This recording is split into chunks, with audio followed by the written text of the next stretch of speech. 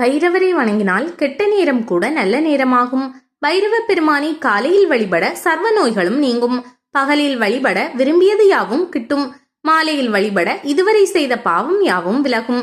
இரவு அதாவது அர்த்தஜாமத்தில் வழிபட வாழ்வில் எல்லா வளமும் பெருகி மன ஒருமைப்பாடும் கிடைத்து முக்தி நிலை என்ற இறை பரம்பொருளான பைரவ பெருமானை அடை சாகா கல்வியும் மரணமில்லா பெருவாழ்வும் கூட கிட்டும்.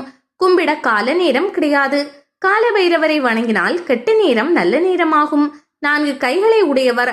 சூலம், கபால், பாசகுஷம், டமரகம் ஆகியவை கைகளில் இருக்கும். இவரை கும்பிட கால நேரம் கிடையாது. 24 மணி நேரமும் வழிபடலாம். ஏனென்றால் கால நேரமே இவர்தான்.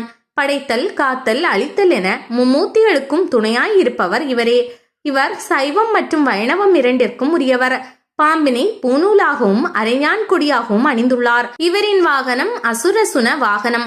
மற்ற கோவிலில் சுன வாகனம் மட்டுமே இருக்கும். நிர்வாண கோலம் இவருக்கு ஆனந்த கோலாகலம். வியாதிகளை குணப்படுத்துபவர். மேலும் ராமகிரி கோவிலில் நந்தி, நாய் வாகனம் இரண்டும் இருக்கும். மற்ற கோவிலில் நாய் வாகனம் மட்டும் இருக்கும். நீங்காத செல்வம் நிறைந்து விளங்க வெள்ளிக்கிழமை காலை 10:30 மணி முதல் 12 மணிக்குள் காலபைரவருக்கு நமது பேரில் அர்ச்சனை செய்ய வேண்டும். அவ்வாறு செய்யும் சந்தனாதி தைலம், அத்தர், புனுகு, ஜவ்வாது, சிவப்பு அரளி மாலை அல்லது பூக்களை பூசாரியிடம் கொடுக்க வேண்டும். இவ்வாறு 62 வெள்ளிக்கிழமைகளுக்கு தொடர்ந்து வழிபாடு செய்து வர வேண்டும். வெள்ளிக்கிழமைகள் முடிந்த பின்னர் குறைந்தது ஒரு ஏழை பெண்ணுக்கு தாலியில் தங்கம் செய்து கொடுக்க வேண்டும். ஏழை பெண்கள் அவர்கள் குலவழக்கப்படி கொடுத்தால் பைரவர் அருளாசி கிடைக்கும். பல மடங்கு செல்வம் பெருகும். அந்த செல்வம் நம்மிடம் நீங்காது நிறைந்து விளங்கும். மோட்சத்திற்கு அதிபதி. மோட்சத்திற்கு அதிபதி சிவன் என்று பலரும் நினைத்துக் கொண்டிருக்கிறார்கள். அது தவறு. சிவனின் 64 அவதாரங்களில் ஒன்றான காலபைரவரே மோட்சத்திற்கு அதிபதி ஆவார். அதனால்தான் காசி தலத்திற்கு காலபைரவர் அதிபதியாக உள்ளார். ஒவ்வொரு வருடமும் தர்ப்பணம் பூஜையை ஆற்று ஓரமும் கடற்கரை ஓரமும் அல்லது குருமார்களை வைத்து வீட்டிலும் செய்யலாம். வீட்டில் செய்யும் பூஜையை சிராப்தம் பூஜை என்பார்கள். இறுதியாக பிண்டங்களை கடலிலோ ஆற்றிலோ கரைக்கலாம். மோட்ச தீபம் சிவனுக்கு ஏற்றக்கூடாது. அது பைரவருக்குரியது. சிராத்தம் பூஜை அல்லது மோட்ச தீபம் பைரவருக்கு மோட்சத்துக்குரிய அர்ச்சனை செய்த பின்னர் கடைசியில் சிவனுக்கோ அல்லது விநாயகருக்கோ நெய் தீபம் ஏற்றி குடும்ப அர்ச்சனை மட்டும் செய்ய வேண்டும். பைரவருக்கு சாம்பிராணி, தைல அபிஷேகமும் கதம்ப சாதம் நைவேத்தியமும் மிகவும் பிடித்தமானவை.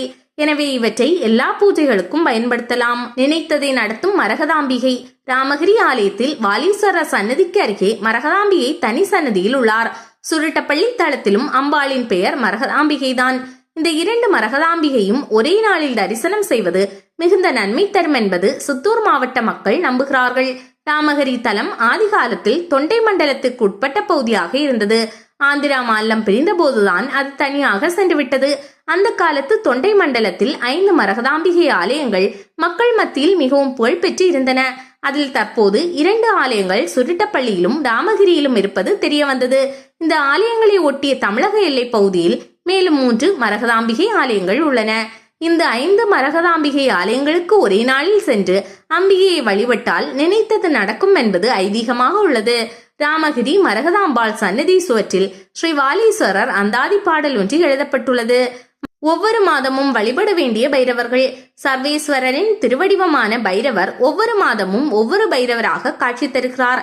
எந்தெந்த மாதத்தில் எந்த பைரவர் ஆட்சி புரிகிறாரோ அந்த பைரவரை வழிபட்டு நம்மை அடையலாம். திரை அம்சுமான், சண்ட பைரவர், வைகாசி தாதா, ருரு பைரவர், ஆனி சவிதா, உன்மத்த பைரவர், ஆடி அரியமான், கபால பைரவர், ஆவணி விஸ்வான், சொர்ணாகர்ஷண பைரவர், புரட்டாசி பகன், வடுக பைரவர், ஐப்பசி பர்ஜன்யன், சத்ரபால பைரவர், கார்த்திகை துவஸ்டா, பீஷ்ண பைரவர், மார்கழி மித்ரன், அசிதாங்க பைரவர், தை விஷ்ணு, குரோதன பைரவர், மாசி வருணன், சம்ஹார பைரவர், பங்குனி பூஷா, சட்டநாத பைரவர். வாரிக்கரை மறைந்து ராமகிரியான வரலாறு. ராமகிரி ஆலயத்தில் முதலில் தோன்றி அருள்பாலித்தவர் ஸ்ரீ காலபைரவர். அதனால்தான் இத்தலத்தை காலபைரவ கஷேத்திரம் என அழைக்கிறார்கள். தனது பத்தினி ஸ்ரீ காளிகா தேவியுடனும் எதிரில் நாய் வாகனத்துடனும் 5 கோஷ்ட மூர்த்திகள் உள்ள பிரத்யேகமான கற்பக்கிரகத்தில் சூலம், முடுக்கை, கத்தி, தண்டம் முறையாக வலது 4 கரங்களிலும் அங்குசம், பாசம், மணி, கபாலம் முதலியவற்றை இடது 4 கரங்களிலும் தரித்து நிர்வாண கோலத்தில் காட்சியளிக்கிறார். சூரியன், சந்திரன், கங்கை உள்ளிட்ட ஜடாமுடியுடன் கோரை பற்களுடைய முகத்துடனும் தன் திசை நோக்கி எழுந்தருளி இருக்கிறார் ஸ்ரீ காலபைரவமூர்த்தி. பெயர் மாற்றம். ராமகிரி ஊரை ஆதி காலத்தில் திரு காரிக்கரை என்று அழைத்தனர். ஸ்ரீராமரின் பூஜை நிமித்தமாக கொண்டு வரப்பட்ட சுயம்புலிங்கம் இங்கு பிரதிஷ்டை செய்யப்பட்டதன் காரணமாக ராம் என்ற நாமமும் ஆஞ்சநேய சாபத்தால் மடுகு மறைந்து கிரி அதாவது மலை எனப்பட்டதால் கிரி என்ற பதமும் சேர்ந்து அன்று முதல் திருக்காரிக்கரை கிராமத்திற்கு ராமகிரி என்ற புனித பெயர் உண்டாயிற்று. காலமாற்றத்தால் திருக்காரிக்கரை என்ற பெயர் மறைந்து ராமகிரி என்ற பெயர் நிலைத்து நின்றுவிட்டது. சகல பிரச்சனைகளையும் தீர்க்கும் வழிபாடு. சனி பகவானின் தாக்கத்தை நிறுத்திட காலபைரவர் வழிபாடே சிறந்தது ஆகும். புதிய நீல துணியில் கருப்பு எள்ளி வைத்து முடிய வேண்டும். பிறகு அதை நல்லெண்ணெயில் நனைக்க வேண்டும். பிறகு அதை இரும்பு கிண்ணத்தினுள் வைக்க வேண்டும். வைத்த பின்னர் அந்த இரும்பு கிண்ணத்தில் நல்லெண்ணெயை ஊற்ற வேண்டும். அந்த நல்லெண்ணெயில் நாம் வைத்த நீல துணி பொட்டலம் மூழ்கி இருக்க வேண்டும். பொட்டலத்தில் தீபம் ஏற்ற வேண்டும். இப்படி 8 தீபங்கள் ஏற்ற வேண்டும். இவ்வாறு 16 சனிக்கிழமைகளுக்கு காலபைரவரின் சன்னதியில் தீபங்களை ஏற்றி வர சனி பகவானின் தாக்கம் நின்றுவிடும். திரும்பிய திசையெல்லாம் நாய்கள். காலபைரவரோடு இருக்கும் 4 நாய்களையும் வேதங்கள் 4ஆக கூறியுள்ளனர். எப்போதும் இறைவனோடு சேர்ந்தே இருப்பவை வேதங்கள் என்பதை உணர்த்தவே இவர் கொண்ட கோலம் காலபைரவ மூர்த்தி கோலமாகும். பைரவ மூர்த்தியோடு நாய் இருப்பதற்கு மேலும் சில காரணங்களை கூறுவது வழக்கத்தில் உள்ளது. அவை காவலுக்கு துணை புரியும் நாய், காலத்தை அறிந்து செல்லும் தம புத்தி கொண்டது. குறிப்பாக எந்த உயிரையும் எடுக்க காலன் வருவது, கண்களுக்கு தெரியாத தீய சக்திகள் வருவது போன்றவற்றை கண்டு அவற்றை தெரிவிக்கும் தன்மை நாய்க்கு உண்டு என்றும் சொல்வார்கள். அஷ்டமி திதி நாட்களிலும் சனிக்கிழமைகளிலும் பைரவரை முறைப்படி அர்ச்சித்து வழிபட்டால் சனி தோஷங்களும் சகலவிதமான தோஷங்களும் நீங்கும். ராமகிரி தலத்தின் பிரதான மூர்த்தி காலபைரவர் என்பதால் என்னவோ அந்த கோவிலின் அனைத்து பகுதிகளிலும் நாய்களின் எண்ணிக்கை அதிகமாக உள்ளது. எங்கு பார்த்தாலும் நாய்கள் ஓடிக்கொண்டே இருக்கின்றன. அந்த நாய்கள் யாருக்கும் எந்த துன்பமும் செய்வதில்லை. பக்தர்கள் தங்களால் இயன்ற உணவை அந்த நாய்களுக்கு வழங்கிவிட்டு செல்கிறார்கள். பைரவ விரதம் இருக்க சிறந்த நாள். பரணி நட்சத்திரத்தில் தான் பைரவர் அவதரித்தார். எனவே பரணி நட்சத்திரக்காரர்கள் பைரவரை வழிபட்டால் புண்ணியமும் பலனும் அதிகம் கிடைக்கும். தை மாதம் செவ்வாய்க்கிழமைகளில் பைரவரை வழிபட்டு விரதம் இருப்பது மிகுந்த பலன்களை கொடுக்கும். எல்லா அஷ்டமிகளிலும் பைரவர் விரதம் இருக்கலாம். ஆனால் செவ்வாய்க்கிழமையில் அஷ்டமி இணைந்து வந்தால் அதைவிட சிறப்பான நாள் எதுவும் இல்லை. குறைந்தபட்சம் 21 அஷ்டமிகள் தொடர்ந்து விரதம் இருக்க வேண்டும். அதிகாலையில் நீராடி பைரவரை மனதில் நினைத்து வணங்க வேண்டும். பகலில் ஏதாவது ஒரு பொழுது மட்டும் எளிய உணவு சாப்பிடலாம். இரவில் கண்டிப்பாக சாப்பிடக்கூடாது. அன்று மாலை பைரவருக்கு வடைமாலை சாற்றி வழிபட வேண்டும். வசதி குறைந்தவர்கள் ஒரு தீபம் மட்டும் ஏற்றினால் போதும். மறுநாள் நவமி அன்று காலை மீண்டும் கோவிலுக்கு சென்று விநாயகர், சிவன், அம்பாள், பைரவரை வணங்கி ஏழைகளுக்கு அன்னதானம் அளிக்க வேண்டும். சிறிதளவு சர்க்கரை பொங்கல் செய்து குழந்தைகளுக்கு கொடுத்தால் நல்லது. பிறகு வீட்டிற்கு வந்து பூஜை அறையில் பூஜை முடித்து இனி என்னால் யாருக்கும் எந்த கெடுதலும் வராது என உறுதிமொழி எடுக்க வேண்டும். சாப்பிட்டு விரதத்தை நிறைவு செய்ய வேண்டும். பயம் போக்கும் பைரவர். சிவாலயங்களில் நீங்கள் சன்னதியை சுற்றி வரும்போது வடகிழக்கு பகுதியில் பைரவர் வீற்றிருப்பதை பார்த்திருப்பீர்கள். சிவபெருமானின் முக்கிய அம்சமான இவரை ஒவ்வொருவரும் அவசியம் வழிபட வேண்டும். ஏனெனில் பைரவரை மனமுருகி வழிபடாவிட்டால் நீங்கள் சிவாலயத்திற்கு சென்று வழிபட்டதற்கான நோக்கமே பயன்தராமல் போய்விடக்கூடும். அந்த அளவுக்கு பைரவர் மிக மிக முக்கியத்துவம் வாய்ந்தவர். பைரவர் என்றால் நம் பயம், துன்பம், துயரம் எல்லாவற்றையும் போக்கி நம்மை காப்பவர் என்று பொருள். வாழ்வில் உங்களுக்கு எப்போதாவது இக்கட்டான ஒரு சூழ்நிலை ஏற்பட்டால் மனம் கலங்காமல் நம்பிக்கையுடன் பைரவா காப்பாற்றி என்று அழைத்து பாருங்கள். காகம் விரட்டும் போது கோழி தன் குஞ்சுகளை எப்படி தன் இறக்கைக்குள் வைத்து காப்பாற்றுகிறதோ அப்படி ஓடோடி வந்து பைரவர் உங்களை காப்பாற்றுவார். பைரவரை நீங்கள் தொடர்ந்து தினமும் வணங்கினால் நவக்கிரக தோஷங்கள் விலகி தீவினைகள் அழிந்து பிறவி பயனை உணர்ந்து சுப மங்களமாக தலை குனியா வாழ்க்கையை நிச்சயம் பெறுவீர்கள். 8 மற்றும் 64 என்ற எண்ணிக்கையில் பல கோலங்களில் பைரவர் பக்தர்களுக்கு அருள் புரிகிறார். விரும்பியதை எல்லாம் தரும் பைரவர். இவருக்கு சந்தன காப்பு அபிஷேகம் செய்து வழிபடுவது மிக மிக பிடிக்கும். தாமரை பூ மாலை, வில்வ மாலை, சந்தன மாலை அணிவித்து சர்க்கரை பொங்கல், தயிர் சாதம், தேன், அவல் பாயாசம் மற்றும் பல வகைகளை படைத்து பைரவரை வழிபட்டால் நாம் விரும்பியதை எல்லாம் பைரவர் தருவார்.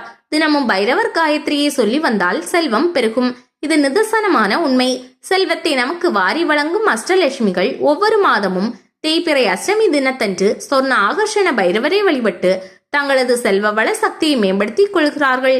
எனவே நாமும் தேய்பிறை அஷ்டமி தினத்தன்று பைரவரை வழிபட்டால் மங்காத செல்வ வளத்தை பெறலாம் என்பது ஐதீகமாகும். தை மாதம் முதல் செவ்வாய்க்கிழமை தொடங்கி செவ்வாய் தோறும் பைரவரை வழிபட்டு வந்தால் உங்கள் வாழ்க்கை சிறப்பாகும். காலையில் ஆலயம் திறந்தவுடனும் இரவு அர்த்த ஜாமத்தில் பூஜை முடியும் போதும் பைரவருக்கென்று விசேஷ பூஜைகள் செய்யப்பட வேண்டும். அதேபோல் ஆலயத்தின் மற்ற சன்னதிகளை மூடி சாவியை பைரவர் பாதத்தில் வைத்துவிட்டு அதன் பின் வெளிக்கதவை பூட்டி சாவியை எடுத்து செல்லும் வழக்கம் இன்றும் நடைமுறையில் உள்ளது. ஈசனின் இதய அக்னியிலிருந்து உருவான 64 பைரவர்கள். சிவபெருமானின் தத்புருஷ முகத்தில் இருந்து தோன்றியவர் பைரவர். இவர் காசியில் சிவகணங்களுக்கு தலைவராக விளங்குபவர். ஆணவம் கொண்ட பிரம்மனின் சிரம் கொய்தவர். மன்மதனின் கர்வம் அடங்க செய்தவர். முனிவரின் சாபத்திலிருந்து தேவேந்திரன் மகன் ஜெயந்தனை காத்தவர். சனிக்கு அருள் பாலித்து ஈஸ்வர பட்டம் கொடுத்து சனீஸ்வரராக்கி நவக்கிரகங்களில் வலிமை வாய்ந்த கோளாக உயர்த்தி பெருமை சேர்த்தவர். இப்படி பைரவர் பல்வேறு சிறப்புகளை கொண்டவர். இவரை கால பைரவர், தாண்டவ பைரவர், சேத்ரபாலகர், சத்ரு சம்ஹார பைரவர், வடுக பைரவர், சொன்னகர்ஷண பைரவர் என்று பல பெயர்களில் அழைத்து வழிபடுகிறோம். ஒரு சமயம் அந்தகாசூரன் என்னும் அரக்கனின் அட்டூழியங்களை ஒழிக்க தேவர்கள் சிவபெருமானை வேண்டினார்கள். ஈசன் தன் இதய அக்னியிலிருந்து பைரவரை உருவாக்கினார். அது விஸ்வரூபம் எடுத்து ஒன்றாகி 1லிருந்து 8 ஆகி 8லிருந்து 64 மாறியது. அதோடு அசுரர்களை முழுவதுமாக அழித்து தேவர்களுக்கு அமைதியை வழங்கியது. இதுவே பைரவ அவதாரத்தின் தனித்துவம் ஆகும். அதனால் மகிழ்வடைந்த தேவர்கள் 64 யோகினிகளை திருமணம் முடித்து வைத்ததாக புராணங்கள் கூறுகின்றன. ஆனால் தற்சமயம் நம்முடைய வழிபாட்டில் 8 பைரவர்களை மட்டுமே வழிபடும் முறை இருந்து வருகிறது. பைரவரை வணங்க உகந்த மாத அஷ்டமி. பைரவருடைய உடலின் அங்கங்களாக 12 ராசிகள் அமைந்துள்ளன. அவை மேஷம் சிரசு, ரிஷபம் வாய், மிதுனம் இருக்கைகள், கடகம் மார்பு, சிம்மம் வயிறு, கன்னி இடை, துலாம் புட்டங்கள், விருச்சிகம் மர்மஸ்தானங்கள், தனுசு தொடை, மகரம் முழங்கால்கள், கும்பம் காலின் கீழ்ப்பகுதி, மீனம் கால்களின் அடிப்பாகம் என 12 ராசிகளும் நிறைந்துள்ளன. பைரவரின் சேவகர்களாக நவக்கிரகங்களும் இருப்பதால் தன்னை வணங்கக்கூடிய பக்தர்கள் எந்த ராசியை சேர்ந்தவராயினும் நவக்கோள்களில் எந்த கோளின் தாக்கத்தால் பாதிப்பு வந்தாலும் கெடுதல்கள் அனைத்திலும் இருந்து விடுவிப்பார். பைரவரை வழிபட 7.5 சனி, அஷ்டம சனி, கண்ட சனி, ஜென்ம சனி, அப்தமாஷ்ட சனி போன்ற சனி தோஷங்கள் விலகிவிடும். பைரவ பெருமானை வழிபட ஒவ்வொரு மாத அஷ்டமியும் மிக சிறந்த நாளாகும். ஏனெனில் அன்றைய நாளில் அஷ்டலட்சுமிகளும் பைரவரை வழிபடுவதாக ஐதீகம். எனவே அன்று பைரவரை வணங்கிட மக்கள் அனைத்து வளங்களையும் பெற்று சிறப்புடன் வாழலாம்.